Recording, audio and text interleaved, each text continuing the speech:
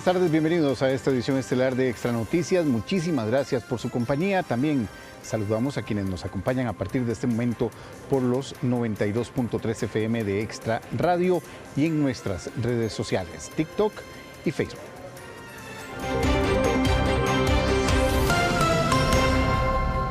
La incertidumbre envuelve la audiencia de medidas cautelares por el llamado caso Pista Oscura.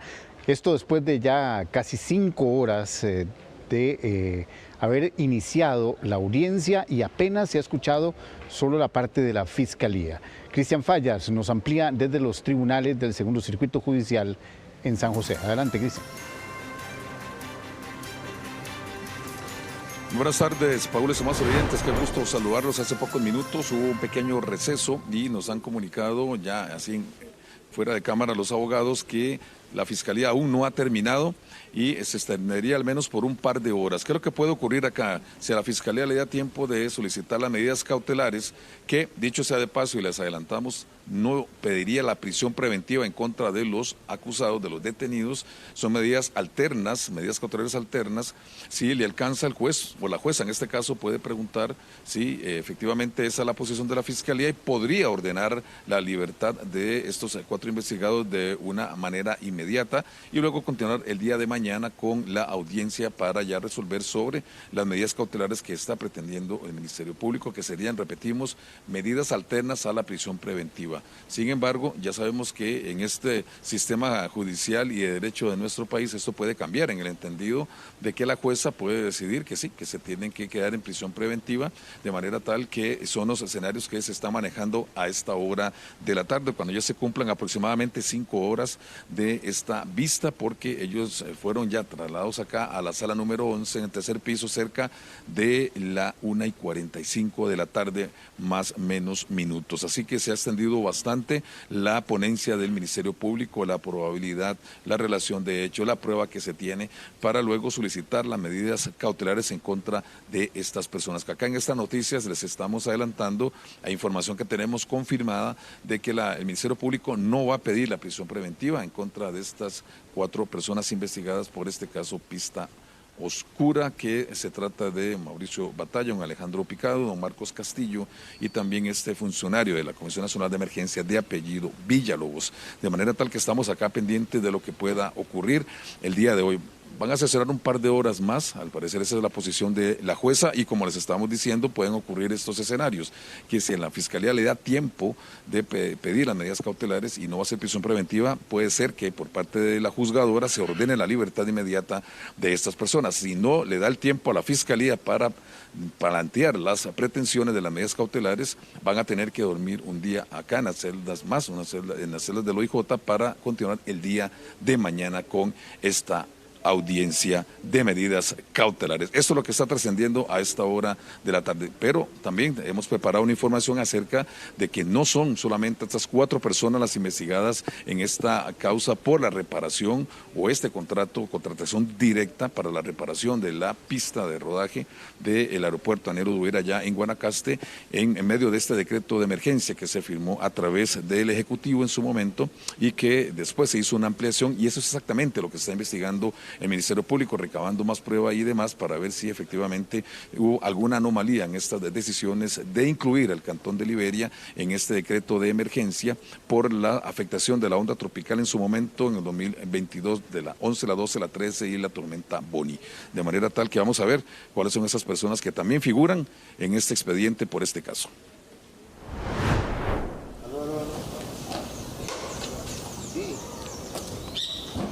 El expediente mantiene por ahora en la mira a un total de 14 personas, entre ellos el presidente de la República y con una causa aparte llevada en este caso por la Fiscalía General de la República. Además, los ya detenidos este miércoles, que son 4. La lista es más amplia y de acuerdo a la investigación están vinculados el exdirector de Aviación Civil Fernando Naranjo, el exministro de Transporte Luis Amador, así como un ingeniero de apellido Marín, quien es asesor de Aviación Civil. En este caso se busca con estos allanamientos es buscar evidencia que refuerce en este caso nuestra tesis y acercar más prueba al proceso. El caso también del ministro Amador está en esta causa, don Carlos. Sí, ya el ministro Amador figuraba en esta causa. Él incluso ya había sido indagado, se le habían secuestrado sus teléfonos, se le había secuestrado una computadora y en eso ya hemos avanzado bastante.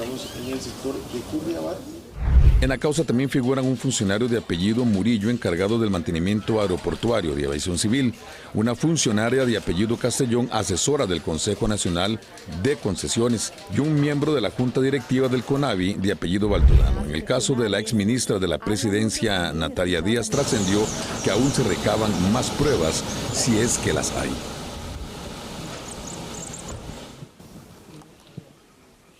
Paul, estamos televidentes. De momento, la información que trasciende acá en los tribunales de Goicoechea. Esperamos a las 9 de la noche nuestra edición tenerles un poco más de información acerca de cuál va a ser exactamente este cierre de esta segunda jornada acá en los tribunales de Goicoechea. Si en su defecto se va a la liberación de estas personas o van a tener que continuar el día de mañana. De momento, mientras la Fiscalía no solicite estas medidas alternas a la prisión preventiva, por supuesto que la jueza no puede adelantar criterio y tomar alguna decisión, de manera tal que la moneda está en el aire prácticamente.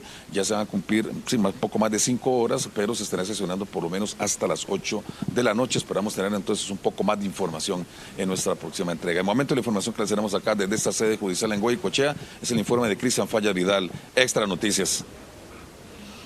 Gracias, Cristian. Gracias por este detalle. Estaremos pendientes a la evolución de este caso que podría dar alguna noticia en las próximas horas. Ahora vamos hasta el OIJ en San José. La Policía Judicial confirmó que los restos encontrados en un lote baldío en San Mateo pertenecen a la modelo Rashad García Valverde, de 29 años, y a su amigo Nelson Pavón, quienes fueron reportados como desaparecidos el 25 de abril tras asistir juntos a una fiesta. Alberto Cuadra nos trae todos los detalles. Alberto. Bueno, fueron 3 partes de cuerpos que fueron encontrados semiquemados también en un lote baldío en el sector de Orotina. Estamos hablando de 3 fémures, 2 de un masculino y 1 femenino, según la información que estaba manejando el organismo de investigación judicial Ciencias Forenses, que durante todo este tiempo, luego del hallazgo, estaban tratando de verificar que el ADN encontrado en estas partes de cuerpo pues coincidieran con alguna persona que estaba desaparecida. Bueno, coincidieron exactamente con Nelson Pavón y con Rashad García. Uno de los fémures también tenía una platina, que también pues antes de que se dieran los resultados del ADN, también hacían pues llamar o apuntaban a que se trataban de los restos de estas personas. Recordemos que este caso inició más o menos el 25 de abril, cuando fueron reportadas como desaparecidas estas 2 personas. Ellos, la última vez que se les vio era en una fiesta en el sector de Orotina, donde estaban, pues llegaron donde sería la pareja sentimental de Rashad y estaban en una fiesta. Fue la última vez que se les vio.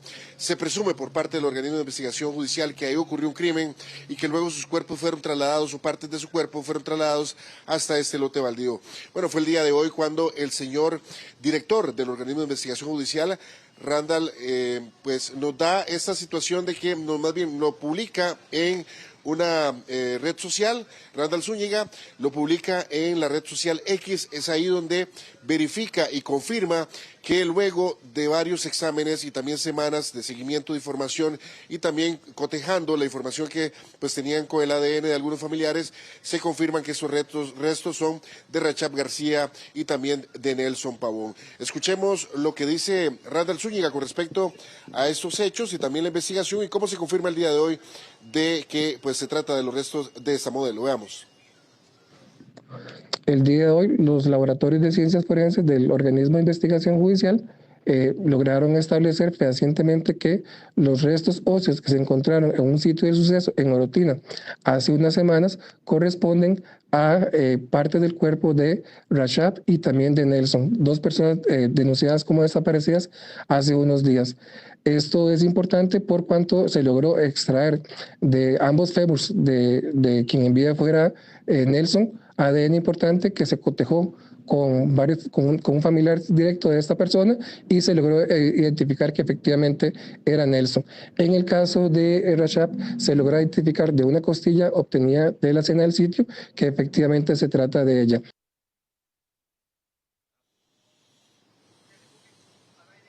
Continuamos acá desde el primer circuito judicial, el organismo de investigación judicial, el día de hoy.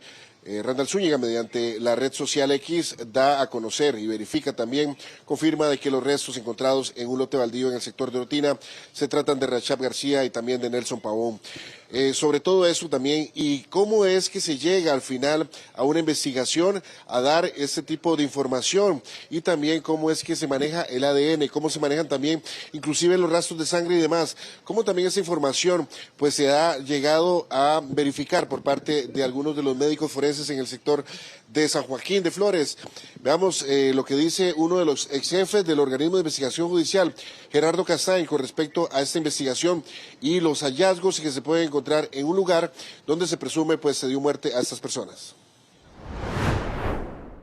En este caso, por ejemplo, de Orotina, en donde hay combustión de los cuerpos, hay hacinamiento, hay carbonización. Entonces el trabajo de los científicos del Departamento de Ciencias Forenses es sumamente importante, y el trabajo del Departamento de Medicina Legal por medio de la sección de patología. Esto hace, por ejemplo, que el organismo de investigación judicial como un todo sea reconocido o tenga reconocimiento a nivel continental.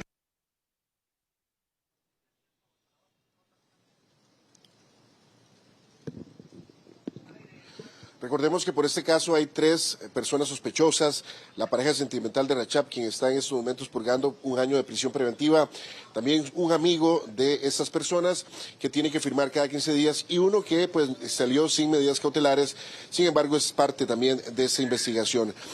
Todo lo que tiene que ver con este caso y también con la confirmación de los restos de la modelo Rachab García se lo llevaremos a las 9 de la noche en toda una información más completa en otra edición de Extra Noticias. Desde el primer circuito judicial, un informe de Alberto Cuadra para Extra Noticias. Adelante, compañeros. Gracias, Alberto. Estaremos, por supuesto, pendientes a la evolución de esta investigación de un caso que sigue conmoviendo a muchas personas. Vamos con otros temas porque el organismo de investigación judicial, en conjunto con el Servicio de Respuesta Táctica, el CERT, detuvieron a 5 hombres sospechosos de tentativa de homicidio. Las autoridades allanaron al menos 6 viviendas la mañana de este miércoles en la urbanización El Bambú, en Corales 1 y urbanización Ojo de Agua, todas en el cantón central de Limón. Los hechos a los que se les vincula se registraron el 18 de enero de este año en Corales 1, cuando en apariencia atentaron contra la vivienda donde había 2 personas. A pesar del ataque, no lograron herir a nadie. Durante los trabajos se decomisaron al menos 6 armas, 9 milímetros, una AK-47, cocaína crack y 2 chalecos antibalas, así como dinero en efectivo. Básicamente es una disputa de territorio entre el grupo conocido como la H y el grupo de Peña Russell. Los detenidos son del grupo conocido como la H. En los allanamientos se lograron detener a 5 personas, 2 por la tentativa de homicidios y las otras 3 personas por portación de armas. Gatilleros acabaron con la vida de un hombre de 35 años cuando caminaba por la vía pública sobre el puente del río Platanar en Puerto Jiménez de Guásimo, Limón, propiamente a 800 metros al oeste de la plaza de fútbol. El ahora fallecido, quien se presume se dirigía a su casa, lo identificaron como Eric Alberto Arias Mesa, alias Cholo Guaraña, quien al parecer tenía 3 meses fuera de prisión por robo agravado. El organismo de investigación judicial informó que, de acuerdo con el reporte preliminar, las razones que no están claras señalarían que en apariencia los sujetos siguieron a su víctima y le dispararon en la cara, en los brazos, piernas y glúteos. Y ante las lluvias provocadas por la onda tropical número 1, el arrastre de ceniza es más recurrente en los ríos en Bajo del Toro, en Sarchí. Como es habitual, el río Desagüe, que es el que arrastra más material de la parte alta del volcán Poás. Pero el río Anono se suma y mostró ya varias crecidas con mucha concentración de ceniza. Por esta condición que impera en la zona, la Comisión Nacional de Emergencias recomienda extremas medidas y recuerda no ingresar a estos cauces. Eso sí, se puede seguir visitando y disfrutar de actividades en la zona, pero siempre bajo la supervisión de guías certificados. Evite eviten a toda costa acercarse principalmente al río desagüe, que presenta una gran cantidad de ceniza, y evitar el contacto con estos materiales debido a su acidez, lo que podría generar problemas a la salud, evitando también el contacto con animales o algún otro producto de consumo humano. Este producto que se encuentra actualmente en el volcán genera una afectación importante cuando se dan lluvias intensas.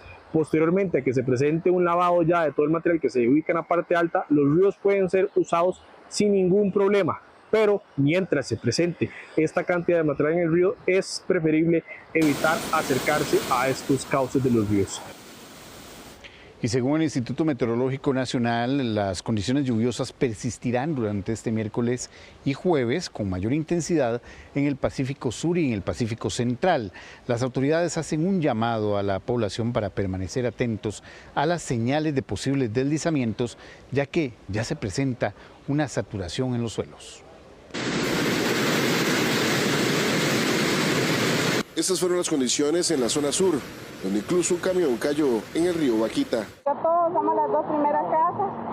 Esto parece un río. La calle se convirtió en río. Las autoridades hacen un llamado a la población para mantener vigilancia en ríos, quebradas y laderas, ya que el aumento en la saturación de los suelos eleva el riesgo de deslizamientos. En este jueves, condiciones atmosféricas húmedas e inestables estarán presentes en el sur de América Central, lo cual es favorecido primordialmente a la cercanía de la zona de convergencia intertropical, lo cual estará facilitando la presencia de nubosidad y la ocurrencia de precipitaciones. Desde tempranas horas del día se estima nubosidad variable entre parcial y total en el territorio nacional. Además, son posibles lluvias en áreas costeras, tanto del Pacífico como también del Caribe. Para el año 2025 se espera que entre 50 y 54 ondas tropicales atravesarán Costa Rica.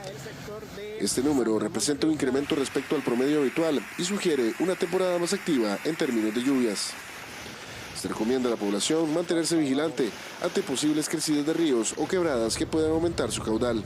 Además, habrá presencia de lluvias, aguaceros y tormenta eléctrica, los cuales se estarán iniciando en regiones del Pacífico y también se extenderán hacia el Valle Central, zona norte y partes montañosas del Caribe. Por la noche todavía se espera la ocurrencia de lluvias de manera dispersa, principalmente hacia las regiones del Pacífico. Las autoridades hacen un llamado a la población para permanecer atenta a señales de posibles deslizamientos como la inclinación de árboles, ruidos provenientes de montañas o puertas y ventanas que no cierran adecuadamente. Además, se mantiene la alerta verde en todo el país.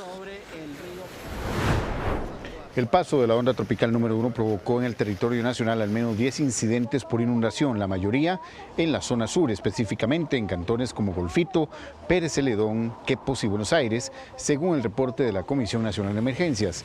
En Golfito se reportaron afectaciones tanto en el centro del cantón como en el distrito de Guaycará, producto del colapso de los sistemas de alcantarillado. Asimismo, en el sector de Viquillas, los ríos Coto y Quebrada, sorpresa, aumentaron su caudal y ocasionaron interrupciones en caminos de ingreso a esa comunidad. Además, se registró la caída de varios árboles sobre la carretera en sectores de Golfito y Puerto Jiménez, lo que obligó al Consejo Nacional de Vialidad a realizar labores de limpieza desde la noche del martes para garantizar un tránsito seguro.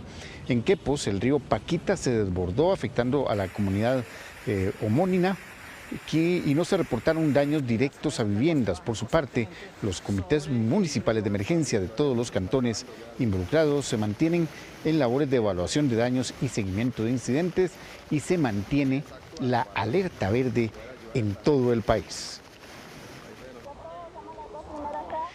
El OIJ está reportando una pérdida de más de 1.100 millones de colones por el hurto de celulares entre el 1 de agosto del 2024 y este 14 de mayo de este año.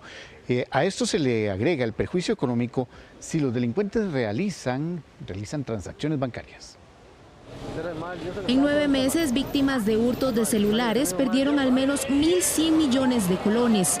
Actividades masivas, bares y paradas de autobuses son los sitios donde más se presentan estas circunstancias. Entre los métodos más utilizados está el de la sombra. Los delincuentes utilizan paraguas, utilizan suéteres, utilizan gorras o algún artículo que en el brazo para colocarlo en el maletín o la cartera de la persona ofendida, y lograr abrirlo y sustraer las pertenencias o sacarlo de la bolsa del pantalón. Con este método aprovechan para hacer simpes o extraen la tarjeta SIM, la colocan en otro teléfono y vía mensaje de texto realizan las transacciones. Otra de las modalidades que nosotros tenemos, evidentemente, son los que nosotros conocemos como los carteristas, que sí ya sustraen una cartera propiamente, una billetera, principalmente en el casco central de San José y evidentemente en los eventos masivos. Así también en tiendas donde, aunque los celulares estén conectados a cables, los desprenden.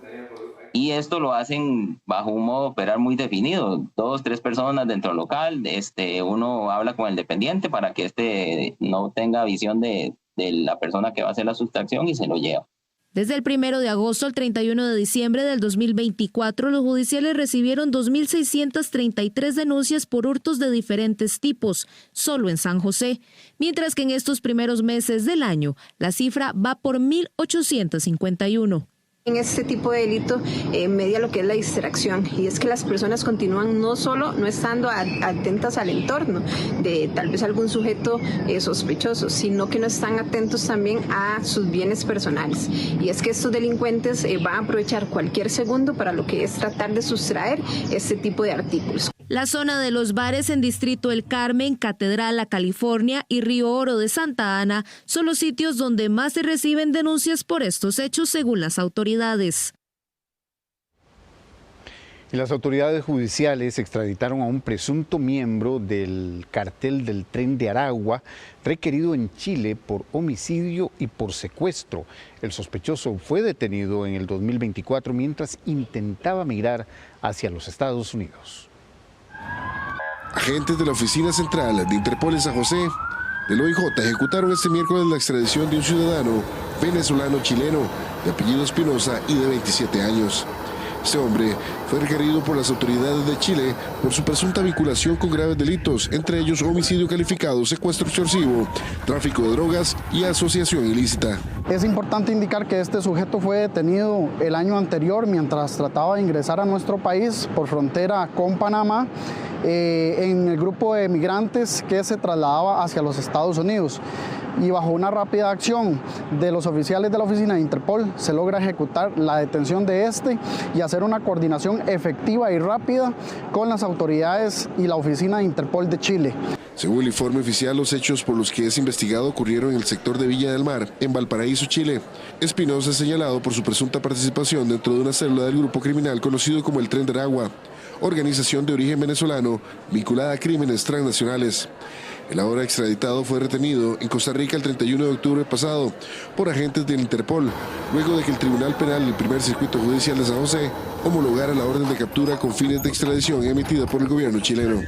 Esta investigación en este caso es sumamente importante para nuestro país porque deja entrever la gran coordinación que existe entre ambas policías, tanto costarricenses como chilenas, siendo así que es el segundo caso en 2 años donde ejecutamos la extradición de sujetos requeridos por este país, siendo este un sujeto con el alias de Chucky, quien al parecer era un sujeto bastante importante dentro de la organización criminal El Tren de Aragua. Previo a su captura se le había detectado intentando cruzar el país como parte del flujo migratorio con destino a Estados Unidos, momento en que las autoridades costarricenses lograron ubicarlo e iniciar el proceso legal correspondiente. No obstante, tras cumplirse con los trámites internacionales y la coordinación con las autoridades chilenas, fue extraditado este miércoles a la 1 de la tarde.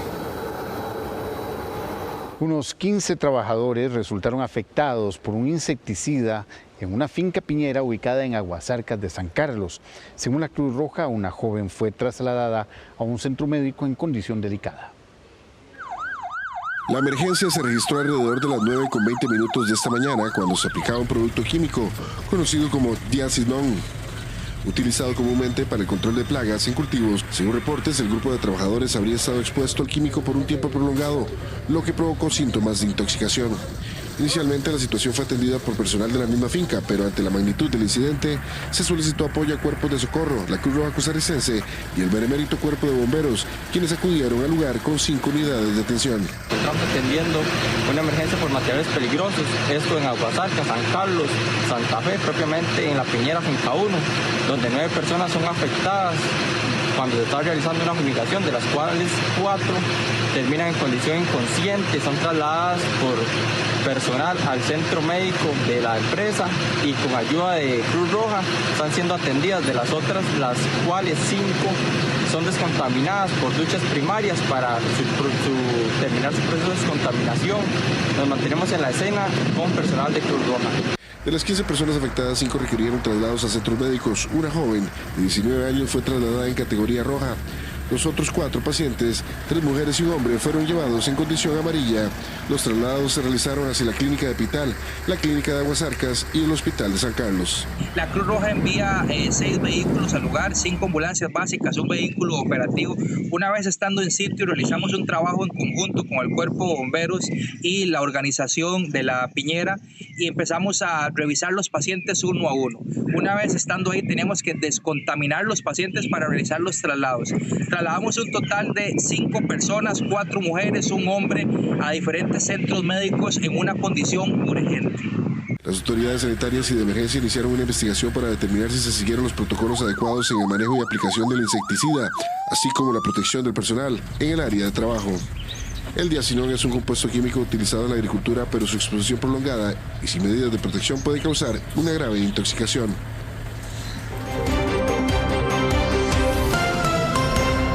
Desde hace 25 años, el Banco de Ojos de la Caja Costarricense de Seguro Social ha sido fundamental para mejorar la visión y dar esperanza a miles de pacientes.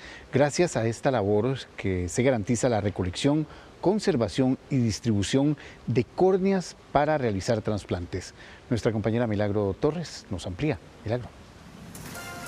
Buenas tardes y buenas tardes a ustedes, amigos televidentes. Pues sí, este no es un banco normal, este no recibe dinero, pero sí ahí se conservan, se almacenan y también se extraen las córneas que darán vida a esos ojos que les falta visión y también esperanza a miles de personas que requieren de un trasplante de córnea. Vamos a conocer cómo funciona el Banco de Ojos de la Caja Costarricense de Seguro Social.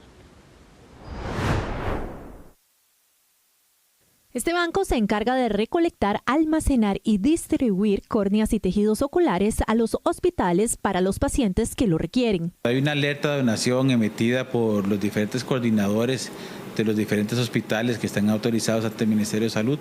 Ellos se comunican con nosotros y nosotros desplazamos el personal a los diferentes servicios y hospitales de la Caja, y los técnicos en disección son los encargados de hacer la procuración de los diferentes tejidos donados, y esos tejidos nosotros los analizamos acá y de acuerdo a sus características las distribuimos como córneas para uno o para otro fin.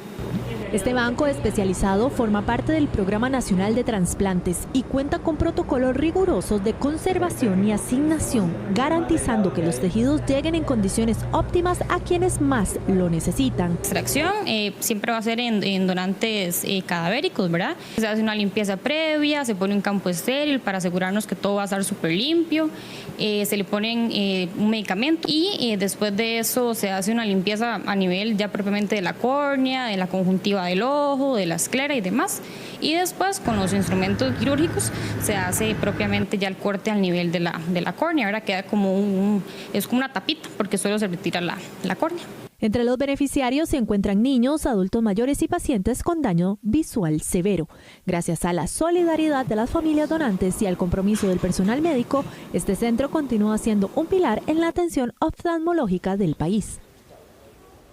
Y precisamente, y hablando sobre los trasplantes, una noticia muy buena para nuestro país es que en solo 5 meses se han superado la cantidad de trasplantes realizados en todo el 2024. Y vamos a ver la siguiente información, porque este detalle es muy importante, ya que las donaciones de órganos para este 2025 en estos 5 meses se han recibido 30 donantes, lo que permitió 60 trasplantes, y esto es gracias a un esfuerzo conjunto entre las personas que dicen que quieren donar sus órganos y los familiares que aceptan ese consentimiento de donar los órganos. Entonces, estos 30 donantes y estos 60 trasplantes, exactamente cómo se distribuyeron, vamos a verlo a continuación también, porque hablando de las córneas, fueron 30 córneas las que se lograron extraer. También se hizo un trasplante cardíaco, 8 pulmonares, 21 hepáticos y 30 renales. Esto solo se ha realizado en los primeros 5 meses. Para el 2024 fueron 29 los donantes en todo el año, mientras que este año, en solo 5 meses, repetimos, se han realizado ya 30 donaciones. Entonces, algo muy importante, no hay que perder la esperanza. ¿Por qué? Porque si usted expresa ese sentimiento de querer ser donante, puede dar vida a otras personas. Y vamos a ver a continuación porque cuáles serían esos factores importantes en los que usted podría contribuir como donante. Aquí se lo explican. Los principales donantes de órganos son aquellas personas que mueren por muerte encefálica o muerte cerebral, como también se conoce, que son lesiones cerebrales muy severas que hacen que esa lesión sea irrecuperable o irreversible a nivel cerebral, pero que el corazón sigue latiendo y entonces, por lo tanto, pues se siguen perfundiendo los órganos. Y eso permite que en un corto periodo de tiempo se puedan recuperar estos órganos para trasplante. Entonces, la primera condición es que fallezcan por esta causa que permita la donación. Lo demás es una serie de pruebas, análisis, estudios, etcétera, que se hacen en el momento para determinar que no tengan alguna enfermedad, por ejemplo, transmisible a los receptores, principalmente infecciosas, o algunas enfermedades, por ejemplo, cáncer, ¿verdad?, que también pudieran ser transmitidas a los receptores. De ahí en adelante hay un amplio espectro en términos de la función de los órganos, qué tan bien están funcionando o no, para ver si son viables para trasplante, pero esas son las condiciones indispensables que tiene que tener un donante. Es importante que la edad no es determinante. Si usted tiene desde los más pequeñitos 5 años hasta 80, 90 años, usted puede ser donante. Exprese su deseo de donar sus órganos al fallecer y también háblelo con sus familiares, que ellos sepan ese deseo de que usted quiere donar sus órganos para dar vida a otras personas y para vivir también en otras personas. ¿Por qué? Porque es importante cuando el coordinador de trasplantes llega a preguntarle a los familiares si quieren que se donen los órganos, ellos tienen la última palabra. Y si ustedes conversaron con sus familiares y le dijeron, sí, yo quiero ser donante, pues ellos tendrán ese sí para los coordinadores y ustedes podrán dar vida también a otras personas. Este fue un reporte de Milagro Torres, volvemos con más. Gracias, Milagro, y por supuesto siempre apoyaremos esta idea de hacer la donación salva vidas. Gracias, Milagro. Vamos con otros temas. El país, según el Ministerio de Hacienda, pierde al menos 2 billones de colones en impuestos por exoneraciones de impuestos que no se pagan. Según el ministro de Hacienda, los costarricenses pierden obras que podrían construirse con la recaudación de este dinero. El ministro de Hacienda, Nogui Acosta, denunció este miércoles que el Estado deja de percibir al menos 2 billones de colones por impuestos que no pueden cobrar debido a exoneraciones que aprueban los diputados de la República. El país pierde más o menos 4.3% del PIB y estamos hablando de más de 2 billones de colones en impuestos que no se pagan. El tema de zonas francas, el tema de la canasta básica, el tema de impuestos del IVA, por ejemplo, en algunas actividades como educación, como pólizas de seguro. En el país existen exoneraciones, por ejemplo, en boletos aéreos, madera y negocios de rent-a-car. Los costarricenses pierden las obras que se pueden construir con esos recursos. Y nosotros en esta administración hemos hecho un esfuerzo importante. Mandamos a la Asamblea Legislativa un proyecto de ley para eliminar 4 exoneraciones que prácticamente no tienen impacto sobre la calidad de vida de los costarricenses y fue rechazado. ¿Y cuáles eran esas? Una eliminaba la exención del 13%, porque hoy pagan 4% los pasajes aéreos. Una exoneración para los vehículos de los rentacar, que no se ha usado en los últimos 5 años. Una exoneración que existía para la madera, que no paga el 13% de IVA, sino que paga el 10%.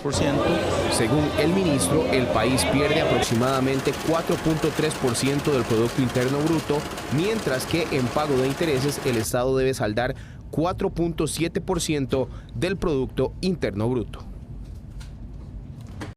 Utilice las tarjetas Visa Cope Alianza para sus pagos y compras, tanto físicas como electrónicas.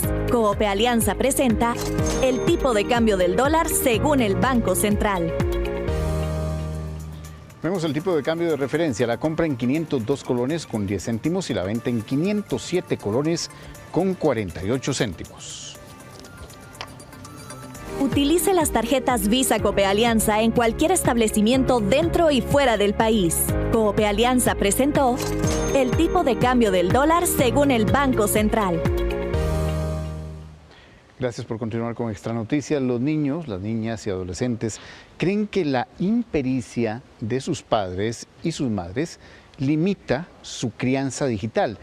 Y es que cerca del 54% de los niños consideran que saben igual o más que los adultos en materia de tecnología, esto según una encuesta de la Fundación Pan y Amor. Gustavo Castro nos amplía. Gustavo. ¿Qué tal? Muy buenas, así es, y iniciamos con un ejercicio, planteándoles esa consulta a ustedes que están en sus hogares. En sus casas, ¿quién sabe usar mejor este aparato, el celular?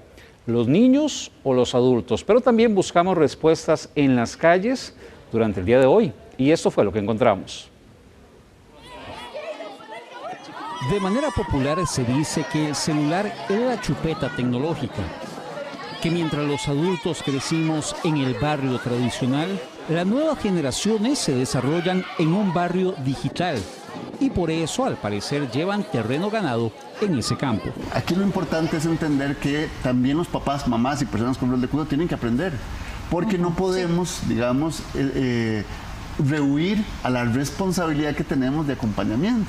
Y si en este momento efectivamente el entorno digital es parte de la vida de los niños y las niñas y adolescentes, pues obviamente papás y mamás tenemos que formarnos, informarnos, desarrollar competencias. Entonces hay que perderle el miedo. El uso de tecnología en niños y adolescentes conlleva grandes ventajas, pero también enormes riesgos. Según los expertos, no se trata de cerrarse al mundo digital, sino de un adecuado acompañamiento. Un uso responsable e informado. Y acá es donde padres, madres y personas encargadas pueden tener un rol en ese acompañamiento y en ese darles una serie de pautas que les permita aprovecharlo sin poner en riesgo su seguridad y su bienestar. En el caso de los bebés menores a los 2 años, no deben tener contacto con celulares. No es bueno que estén frente a la tecnología, estarlos exponiendo a ella para nada, porque sus cerebros están aún en formación y más bien su aprendizaje tiene que ver mucho, o se recomienda que sea en interacción con el medio, con los adultos. Cuidar a los niños de los riesgos en Internet también conlleva una responsabilidad legal. En el 2021 se crea la ley, o se aprueba la ley 10.020, que es la que genera la Comisión contra el Grooming, pero también hace las reformas al Código Penal y estipula que o tipifica ciertos tipos de delitos. Los expertos recuerdan que más allá de un consejo, los niños aprenden con el ejemplo. Así que si un padre o madre utilizan mucho el celular, es probable que sus hijos hagan lo mismo. Bien, y sobre este tema vamos a ampliar con algunos datos precisamente que son fundamentales para contextualizar un poco respecto a ese tema de la formación tecnológica de niños y adolescentes. Empezamos con el primer dato. Prácticamente el 54% de los niños consultados en esta encuesta Kids Online Costa Rica considera que sabe igual o más en cuanto al uso de los aparatos de los celulares que los adultos. Además de los encuestados, el 94%, un porcentaje bastante elevado, usan Internet. Y de ellos, el 70% tiene un acceso diario a la red. Pero vamos también con otros detalles para dimensionar también aspectos de riesgos. Y es que 9,5 años es la edad promedio en que los niños en Costa Rica tienen su primer celular. El 20% de los entrevistados recibió, lamentablemente, contenido sexual no solicitado, mientras que el 26% de los adolescentes fue contactado en algún momento por una persona desconocida. Pero también es importante algunos consejos y algunas principalmente recomendaciones para padres de familia en cuanto al tiempo frente a pantalla que deberían de pasar los niños. De los 0 a los 2 años, es decir, los bebés, nada, prácticamente ningún tipo de contacto con celulares o tablets.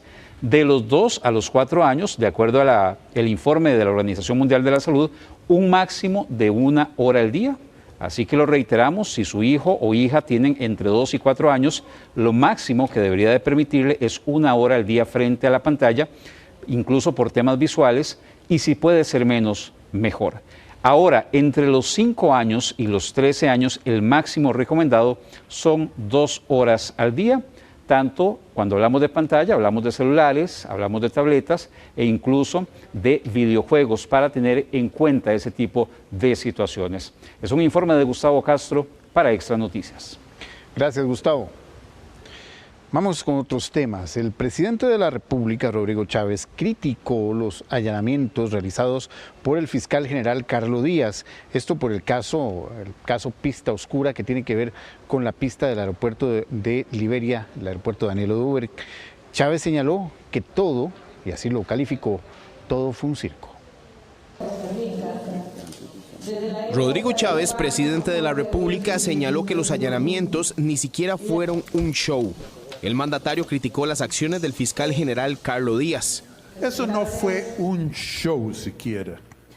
Fue un circo, un desperdicio de recursos, es una afrenta a la conciencia nacional, un acto desproporcionado y una provocación al pueblo de Costa Rica. Los diputados que hoy lloran y se rasgan la ropa diciendo el turismo está mal, el turismo está mal. ¿Qué hubiera pasado? ¿Qué conciencia hubiera cargado la muerte de esos cientos de personas? El mandatario recalcó que es una acción intimidatoria para que sus colegas de gobierno no hagan lo que hay que hacer. Una ópera bufa. ¿Saben qué es una ópera bufa?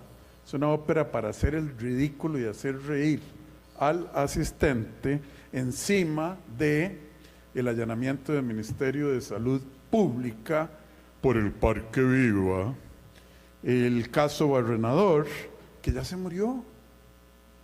Doña Marta Eugenia Esquivel, vaya a la sala tercera, certifíqueme esta prueba, no, aquí ya eso no existe, ya no se oye nada. Y yo les digo una cosa, es una acción intimidatoria para que mis colegas de gobierno no hagan lo que haya que hacer en el país cuando haya que hacerse. El presidente Chávez defendió la legalidad de la contratación y los criterios técnicos utilizados para evitar un accidente aéreo o el cierre del aeropuerto en Liberia. Y el presidente de la República también vetó la ley que facultaba a las autoridades judiciales a realizar allanamientos durante las 24 horas del día. Este veto llega un día después de que la Fiscalía realizara un allanamiento a la vivienda de un ex jerarca de su gobierno relacionado con el caso Pista Oscura. Durante la conferencia de prensa en Casa Presidencial, Rodrigo Chávez comunicó el veto total del proyecto que permitiría realizar allanamientos las 24 horas del día. El presidente alegó que a su criterio el plan era inconstitucional. Actualmente la ley permite la realización de allanamientos entre las 6 de la mañana y las 6 de la tarde y solo en casos catalogados como graves o urgentes por un juez pueden efectuarse fuera de ese horario. Yo como presidente de la República no voy a firmar una ley más que le dé más instrumentos a esos señores y a sus jefes en la sala tercera y a su jefe del capo di tutti que se encuentra en otro edificio para seguir amedrentando, aplicando la ley como les parece y a quienes les parece. La ley está vetada, pueblo de Costa Rica y diputados, uno no le da alas a animales ponzoñosos. Los diputados manifestaron su desacuerdo con el veto. Es absolutamente contradictorio, es incongruente con lo que este gobierno ha dicho en torno a una agenda de seguridad, de cambios y reformas, donde esta Asamblea Legislativa ha trabajado arduamente. Un solo artículo de la reforma procesal penal para cambiar que los allanamientos se den las 24 horas del día. El crimen organizado no descansa. La seguridad de todos los costarricenses está por encima de cualquier conflicto político o institucional. Es lamentable que el señor presidente de la República haya vetado el proyecto de ley que le permite a las autoridades judiciales del país hacer allanamientos las 24 horas del día. Debe ser muy feo que a uno lo lleguen a despertar a medianoche, sobre todo cuando le van a tirar la puerta para hacerle un allanamiento. Pero a la luz del caso Pista Oscura del aeropuerto de Liberia, en el que el presidente figura como persona de interés en la investigación, yo me pregunto si no será que ya le dio miedo que eso le llegue a pasar a él. Este es el 10º veto aplicado por Chávez en los 3 años que lleva su gobierno y el segundo en lo que va del mes de mayo. Una semana atrás, el gobierno vetó el plan para permitir el retiro anticipado de los agentes del organismo de investigación judicial. Y durante este año, la Policía de Control de Drogas desarticuló al menos 8 narcofamilias. Estas están compuestas por núcleos familiares complejos e incluso parejas sentimentales. Algunas se alían con organizaciones criminales consolidadas, mientras que otras operan desde los 90. Desde la década de los años 90, el negocio de las narcofamilias creció paulatinamente. Algunos lugares conocidos como Pavas, algunos barrios del sur, Guadalupe y otros sitios a nivel nacional, estas familias han permanecido con este tipo de actividad. En la actualidad, organizaciones criminales intentan afianzar sus estrategias con miembros con estos grupos familiares, donde sus integrantes pueden ser desde padres y sus hijos, así como abuelos, nietos, primos e incluso parejas sentimentales. Sumamente atractivo estos negocios para el tema familiar que son incorporados a estas estructuras de narcotráfico. Aquí tenemos que resaltar 2 temas que son uno social y uno económico. Por lo general la parte social es la que le viene a dar un estatus a estas personas, pero existe un factor económico que es donde ellos se interesan mayormente. Esto se debe a los patrones que se observan en las familias, según explicó el director de la PCD. Muestra de ello, este lunes en Frailes de Desamparados, desarticularon una de estas organizaciones compuestas por padre e hijo.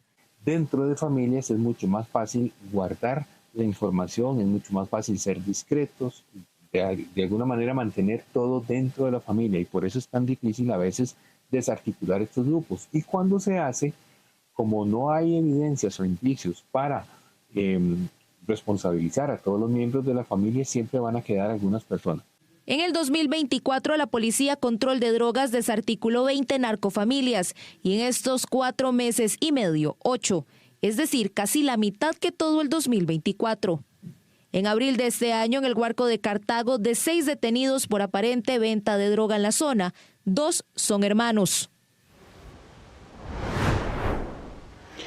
Las mujeres conductoras guanacastecas podrán conocer más de las funcionalidades de su vehículo y sobre mecánica automotriz gracias al proyecto Dueñas del Volante, que ofrecerá un curso gratuito el sábado 24 de mayo de 9 de la mañana a 12 mediodía en Autopits Liberia.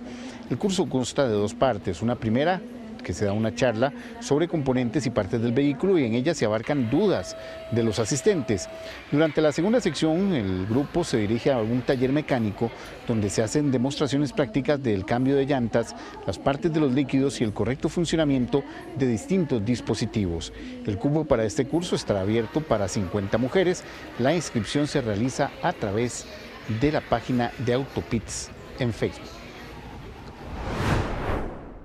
Es un programa gratuito donde las participantes aprenderán todo el funcionamiento de su vehículo, como frenos, dirección, suspensión, líquidos, aceite, batería, el escáner, para que eso nos enseñe a nosotras a empoderarnos como mujeres y poder enfrentar cualquier situación que se nos pueda presentar en carretera. 6:58, hasta aquí esta edición de Extra Noticias. Muchísimas gracias por su compañía. También agradecemos a quienes nos acompañaron a través de los 92.3 FM de Extra Radio y también en nuestras redes sociales TikTok y Facebook. A las 9 de la noche los esperamos con mucha más información y también a partir de este momento Acción 360 con toda la información deportiva. Buenas noches.